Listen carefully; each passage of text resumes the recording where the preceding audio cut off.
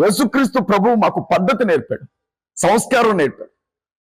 శత్రువులను కూడా ప్రేమించమన్నాడు, దూషించే వారిని ద్వేషించే వారిని క్షమించమని చెప్పాడు. ఈ వెధవులు వీళ్ళిద్దరూ కూడా, కరుణాకర్ సుబ్బిన గారు కానివ్వండి, లలిత్ కుమార్ గారు కానివ్వండి, వీళ్ళందరూ కూడా మరియ తల్లికి పరిశుద్ధాత్ముడితో అక్రమ సంబంధాన్ని అంటగట్టి ఆవిడ్ని వేశ్య అని మాట్లాడినటువంటి వాళ్ళు వీళ్ళు. ఒరే ఎన్నిసార్లు చెప్పాలరా, పరిశుద్ధాత్మతోటి మేము అక్రమ సంబంధం అంటగట్టట్లేదు, దయచేసి నమ్మండి. ఎందుకంటే అసలు పరిశుద్ధాత్మ అనేవాడే లేడు అని మేము నమ్ముతున్నాం కాబట్టి. కానీ మేము అక్రమ సంబంధం అంటుంది ఎవరి విషయంలో? మేము అంటున్నాం అంటే మా సొంత మాటల గూగుల్ చెప్తుంది. ఇప్పుడు రోమన్ సైనికుడు పాంతరాతో పడుకుందని చెప్పేసి కొన్ని పేజెస్లో రాస్తున్నారు. అలాగే క్వింటోసో ఆవిడ ఉన్నాడు, వాడితో ఒకసారి పడుకుని యేసుక్రీస్తుని కనిందని కొన్ని పేజెస్లో రాశారు.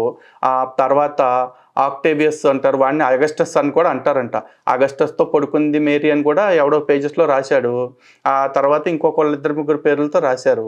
మరి ఇట్లా నిజమంతా నాకు తెలియదు, గూగుల్ తల్లి చెప్తుంది. నువ్వే అన్నావు కదా, మా క్రైస్తవులు కనిపెట్టిన గూగుల్, మా క్రైస్తవులు కనిపెట్టిన యూట్యూబ్ అని చెప్పేసి. ఆ గూగుల్లోనూ ఆ గొట్టాల్లోనూ ఎతికితేనే ఈ డేటా వచ్చింది. హిందూ బంధువులారా దీంట్లో నాకు ఏ పాపం పుణ్యం తెలియదు, క్రైస్తవులారా దీంట్లో కూడా నాకు ఏ పాపం పుణ్యం తెలియదు. మీ మేరీని వేశ్య అనేది ఎవడన్నా ఉన్నాడంటే ఈడే అన్నాడు అజయ్ బాబు గారు. ఈయన చెప్తూ కొడతారా లేకపోతే మరి ఇంకా దేంతో కొడతారా మీ ఇష్టం.